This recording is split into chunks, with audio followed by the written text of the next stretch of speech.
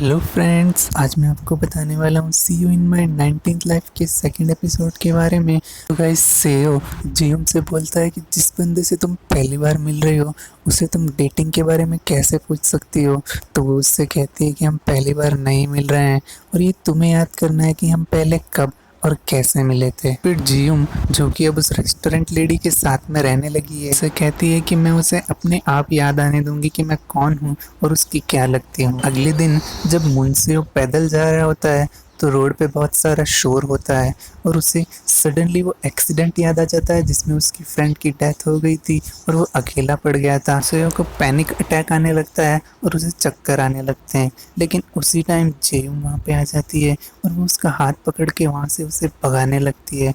और बहुत देर तक भागने के बाद वो एक जगह जाकर रुकती है, फिर उससे बोलती है कि मुझे लगा आप बहुत बोर हो रहे होगे, इसलिए मैं आपकी लाइफ में थोड़ा फन लेके आ रही थी। जियुम को अपने 10th लाइफ का वो इंसिडेंट याद आता है जब जापानीज लोगों ने कोरिया पर अटैक कर दिया था और उसके गांव के सारे लोगों को जला के मार दिया था।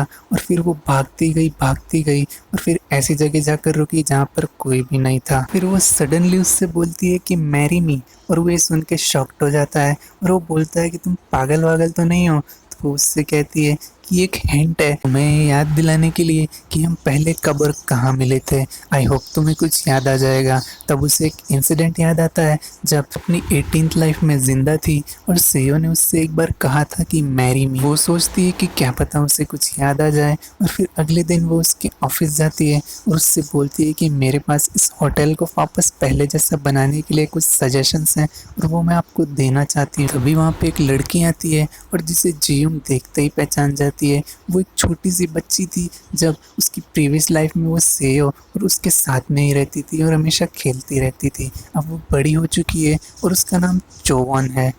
पता नहीं क्यों सेयो उसे इग्नोर कर रहा है और उससे दूर जाने की कोशिश कर रहा है। और फिर वो सेयो को कुछ देती है जो कि एक ड्राइंग होती है और वो उसी होटल की होती है। वो पेंटिंग उस टाइम की होती है जब वो होटल बहुत ज़्यादा सक्सेसफुल था और उसकी माँ जब जिंदा थी और उस होटल की सीईओ थी। फिर जियुम अपनी कार को चोवन के घर के बाहर रोकती है और उसे काम करता हुआ देखती है और मन में सोचती है कि तुम तो बहुत बड़ी हो गई हो। उसके दिल को सुकून मिलता है कि चोवन एकदम ठीक है। और अगले दिन जब वो ऑफिस जाती है तो वहाँ पे कोई शराब पी के बदतमीजी कर रहा होता है और फिर वो जियुम का हाथ पकड़ लेता है तो सेयो को गुस्सा आता है और वो उससे लड़ने लगता है।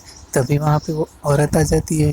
तो देख के जियुम को कुछ याद आता है अपनी पास्ट लाइफ का, जब उसने देखा था उस लेडी को सेयो के फादर के साथ अफेयर करते हुए। और वो लेडी सेयो से अकेले में बात करती है और बोलती है कि जिससे तुम लड़ रहे थे वो मेरा बेटा है। तो सेयो कहता है कि होटल के अंदर ऐसे शराब पी के गाई करने के लिए मैंने उसे होटल से ब्लैकलिस्ट कर दिया है। और फिर वो वहाँ से चला जाता है।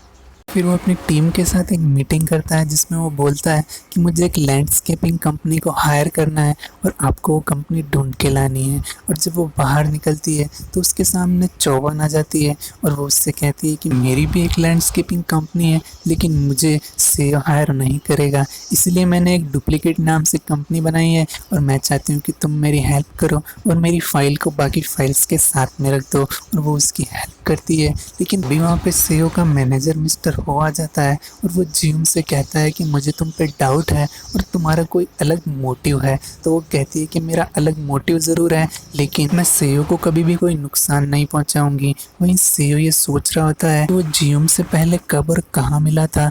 तभी उसे कुछ याद आता है और वो अपनी ड्रॉअर खोलता है और उसमें से एक रुमाल निकालता है और वो जियुम को फ़ोन करके अपने पास बुलाता है और वो फटाफट गाड़ी लेके उसके पास आ जाती है। तब वो उसे एक कहानी सुनाता है। वो कहता है कि जब मैं स्कूल जाता था तो एक बार मैं एक दीवार को तोड़ने लग गया, तभी वहाँ पे कुछ लोग आ गए और फिर फटाफट तुम आई और मेरा हाथ पकड़कर मुझे भगाकर एक सेफ जगह लेकर चली गई।